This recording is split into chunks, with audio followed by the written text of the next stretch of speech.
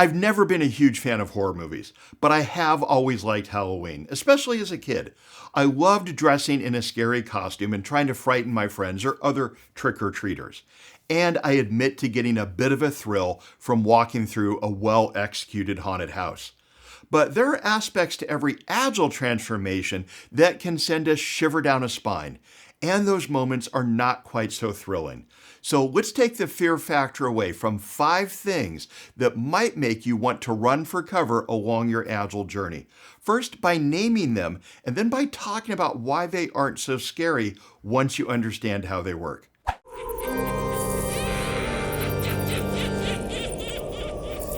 One scary aspect of transitioning to Agile is that there is no technical design phase.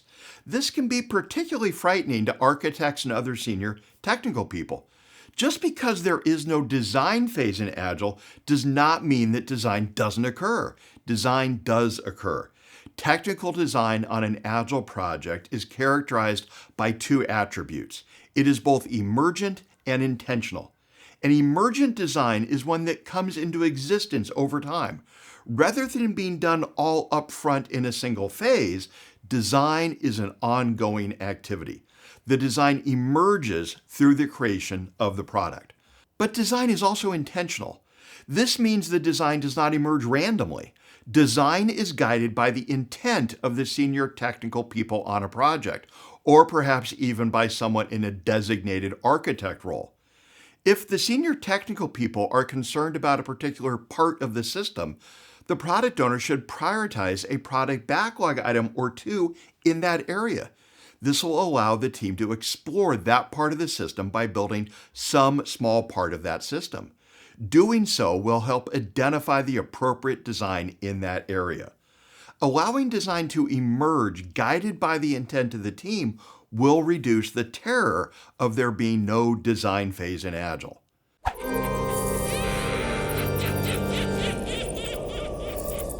Another thing some team members might be troubled by is the myth that on Agile teams, everyone must be a generalist.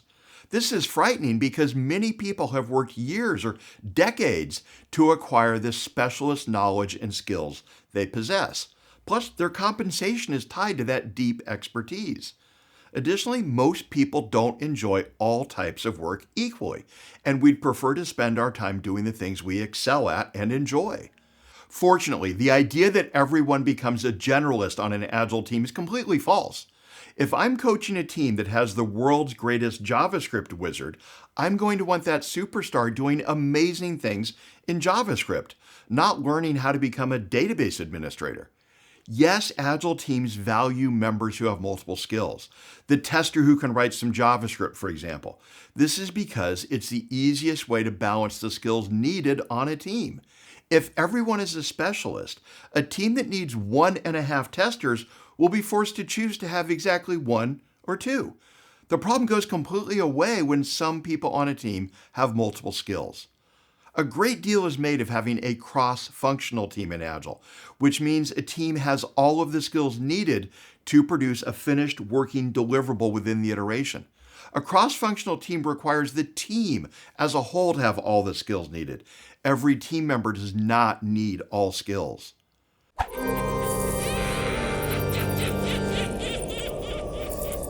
When transitioning to Agile, management is often chilled to the bone by the idea that an Agile team can't plan or predict dates further ahead than the current iteration or sprint.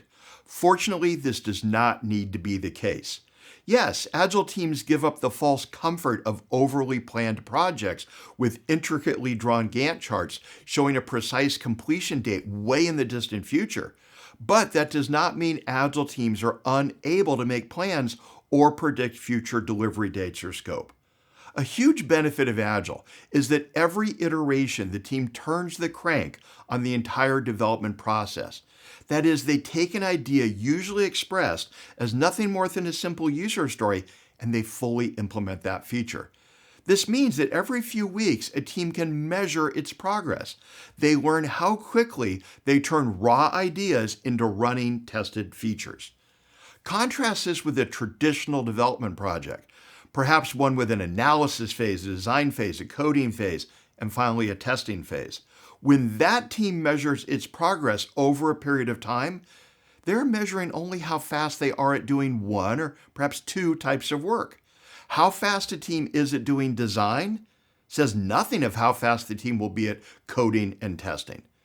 The key with Agile planning is embracing the uncertainty, admitting that it's impossible to know all the functionality that will be built before starting the project, and then adjusting for that in a variety of possible ways.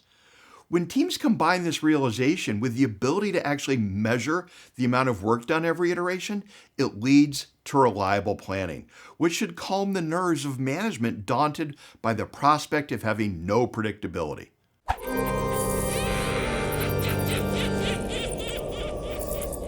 The prospect of transitioning a team or company to Agile is enough to scare the pants off some managers who are concerned they won't have a job after the transition is complete. This is understandable. It would be dismaying to start a transition effort aimed at helping a company knowing that it may make your role superfluous. However, I can clearly say that I have never helped a company adopt Agile and then seen that company terminate everyone with a certain job title. Sure, a company may decide that a specific job title is no longer needed or appropriate, but the individuals with those titles still have jobs, and in most cases, I believe they end up with better, more focused jobs.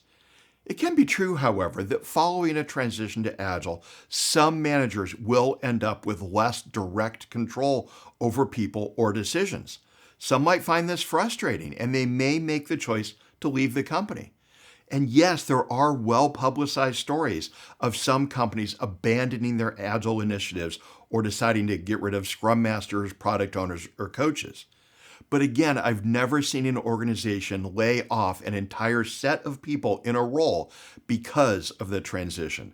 So I think this fear is as misplaced as that of a zombie apocalypse.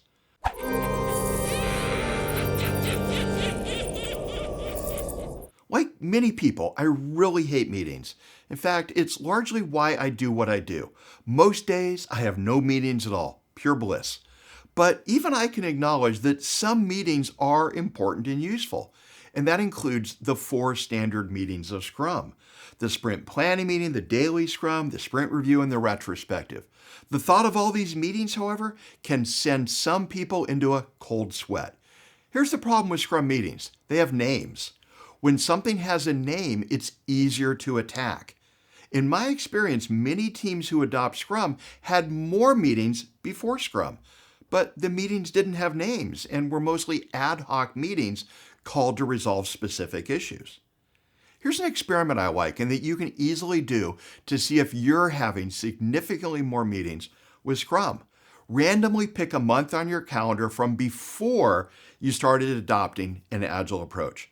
Open that month up in your calendar software and add up the time spent in meetings. Then add up the average time in your Scrum meetings and see how they compare. Based on my experience, you might well be surprised by the results. But because these pre-Agile meetings were not recurring, regular meetings, they didn't have names. And so they don't stick out in our memories the same way a meeting like sprint planning does. The key for overcoming the terrorizing thought of too much time spent in meetings is keeping the meetings short. Occasionally, I'll work with a team that I need to encourage to spend more time in a certain meeting. But most teams spend too much time in each of the standard Agile meetings. Once they find ways to shorten those meetings, the meetings should no longer frighten us out of our wits.